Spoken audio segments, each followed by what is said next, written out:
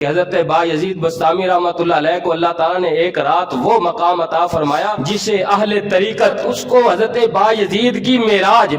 بایزید کہتے ہیں۔ فرمایا اس رات اللہ رب العزت نے حضرت بایزید بستامی رحمۃ اللہ علیہ کو جنت اور دوزخ کے نظارے بھی کروائے۔ جب اتنا قرب عطا فرمایا نا تو حضرت بایزید نے اللہ کے حضور عرض کی، یا اللہ مجھے کوئی ایسی رہنمائی عطا فرما، ایسا مجھ پر کرم فرما، اپنی رحمت فرما کہ میرے اندر جو انا ہے، جو میں ہے، اور جو یہ چیز جو میرے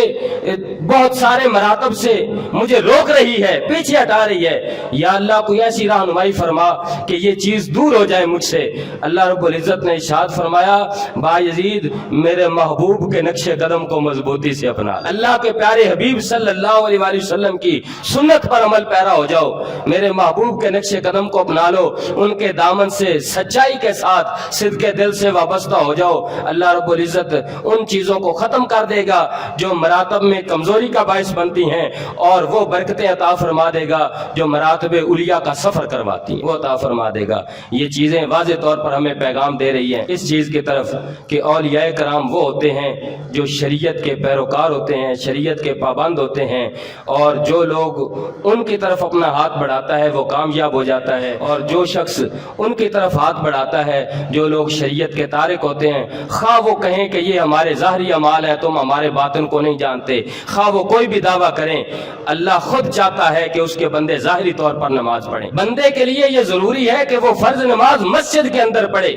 عورت کے لیے ہے کہ وہ گھر کے اندر پڑھے، مرد کے لیے ہے کہ وہ مسجد میں پڑھے تاکہ لوگ اس کے گواہ بن جائیں۔ ہاں یہ اس کے دل کا معاملہ ہے، وہ ریاکاری سے بچے اور اللہ کے لیے مخلص ہو کر نماز پڑھے۔ لیکن اللہ جب خود یہ چاہتا ہے کہ اس کے بندوں کے اندر صف میں کھڑے ہو کر باجماعت نماز پڑھیں، تو وہ کون شخص ہو سکتا ہے جو اللہ کی شریعت کی خلاف ورزی کرتے ہوئے یہ کہے کہ ہم نماز نہیں پڑھتے؟ لوگ جو ہے وہ ہمارے لیے غلط مطلب نکالتے ہیں، اور لوگ کہتے ہیں کہ جی نماز نہیں پڑھتا، اور ساڑی نماز تے ہندی نہیں تھے، ساڑی نماز تے ہندی فلاں جگہ تے۔ اگر اس طریقے ہوندا تو سب تو پہلے اللہ دے پیارے حبیب صلی اللہ علیہ وسلم فرما، جب حضور پاک صلی اللہ علیہ وسلم نے نماز پڑھ کے لوگوں کو سمجھایا ہے، صحابہ کرام علیہ رضوان کی رہنمائی فرمائی ہے، یہاں تک کہ جنہوں نے درست نماز نہ پڑھی حضور نے ان کو منع بھی فرمایا اور دوبارہ پڑھنے کا حکم بھی ارشاد فرمایا۔ حضور نے نماز کے ذریعے جب تربیت فرمائی ہے لوگوں کی،